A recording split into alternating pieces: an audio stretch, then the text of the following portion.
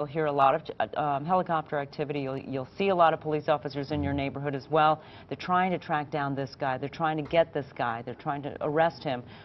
He was one of a number of guys driving that SUV on the right-hand side, that white SUV, reported stolen, by the way. And then they bail.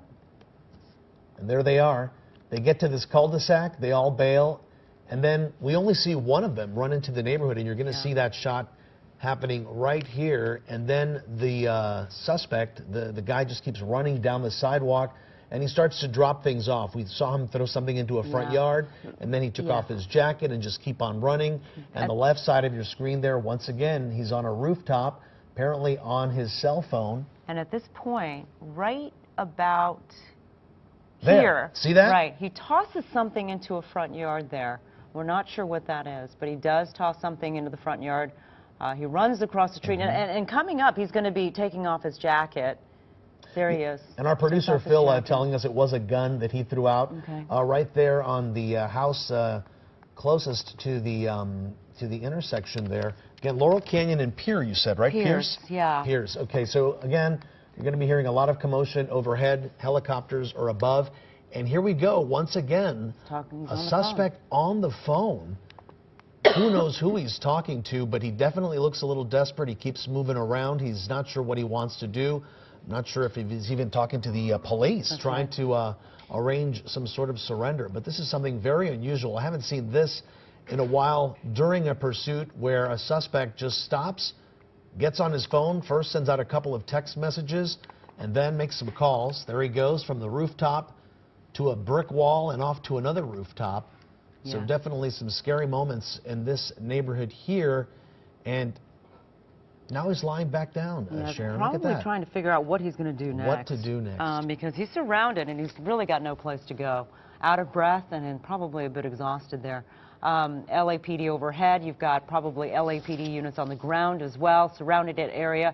Hard to know what happened to the other three or four guys. We're not sure, but we saw a couple of other guys who were with him in that SUV. Hard to know what happened to them, whether they were caught or whether they managed to escape. Yeah, and perhaps they split up, hoping that would prolong their being captured. But as you see there, our chopper's been overhead, watching every move that this man is making right now.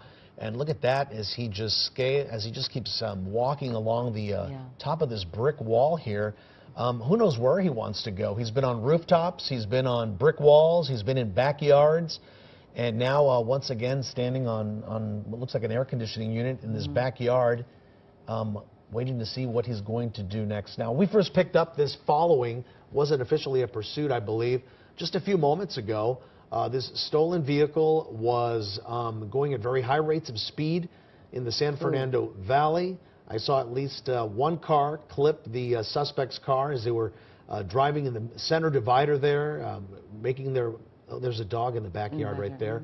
Also running what looked like some red lights before finally making into a cul-de-sac where the men inside the car just jumped out and foot bailed. And now what we're watching here is the one suspect that our chopper's been above on the phone. He's been on the phone now for several minutes as he keeps walking around, and I just can't help to wonder where are police at this time, at this moment. Exactly. If you live in the Laurel Canyon Boulevard and Pierce areas, a good idea to keep your windows and your doors locked.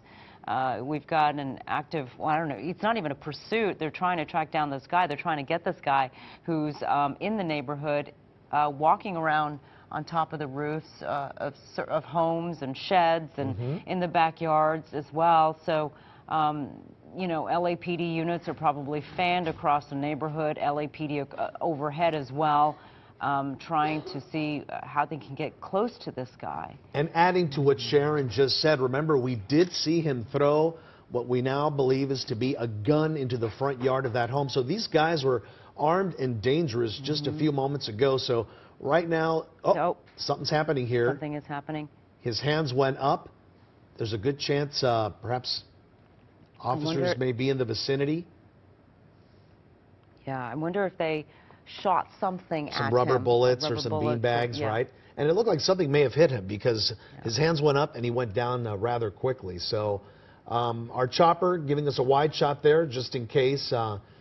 there's anything questionable there. We don't Yeah. want to alarm any of our viewers, but you can see there the suspect now on his back, Hanging out, literally. just hanging out and staying on the that phone. So by this point, officers definitely know where he is. He's in the backyard of a home there in the Pacoima area, Laurel Canyon and Pierce. One of several suspects that foot bailed at Laurel Canyon and Pierce Street in Pacoima in what we believe was a stolen car. We have streets that are more precise here. We have this guy is located on Carl Street, which is near Remick. Carl Street near Remick. So if you live in that area, please, again, lock your windows, stay inside, lock your doors, bring the kids in, bring the dogs in, whatever you can do. There is a guy who's wanted for stealing a vehicle. I think he's one of a few guys in that white SUV, the white SUV that was stolen, and he was. They were trying to get away from police officers, and they were driving extremely erratically on the surface streets there, coming quite close to several cars there, and also driving on the wrong way of the street. Yeah, we want to let our viewers know too that if you know somebody who works in this area, drives through this area frequently, the LAPD shutting down a portion of Laurel Canyon near Pierce Street while they investigate what's going on here, and waiting for this man you see here on a rooftop finally get into custody. And we're also hearing some possible radio chatter that police may have also tracked down 2 females and 1 male. We saw several people bail from that there were car. 3 people in that car. And we understand it may have been 2 women and 1 other man, along with the man that we see here on this rooftop on the cell phone. And again, I just have to wonder, who is he talking to? Yeah. Did you say 2 women and 1 man? 2 females, 1 male. Okay. That's correct. All right, earlier, what you're looking at on the right side of your screen as we watch the live pictures unfold on the left, this is what we saw earlier just a few moments ago. This is a white stolen SUV. The driver right there making it to a cul-de-sac, and there you see several people jump out. You saw another person jump out of the back seat there, and the car kept going forward, so they may not have even put it in park. And then seconds later, take a look right side of your screen there, is when they were running through the neighborhood. Police now in the neighborhood, 3 officers there approaching the spot where this suspect is, right under the sign there that says Live Sky 2. We believe that's where the suspect is on that rooftop, hoping to make some sort of contact with him, and hopefully he'll go peacefully and turn himself in. But what an unusual end to a following or a pursuit. This is going on right now. You see them have their guns drawn, talking. It appears that they're talking to him. He's still on the phone. I don't think he even knows that that officer is behind him there. Yeah, I wonder what he's saying. But he must be worried about something. He must be talking to somebody. Here he goes. Like he's making another move.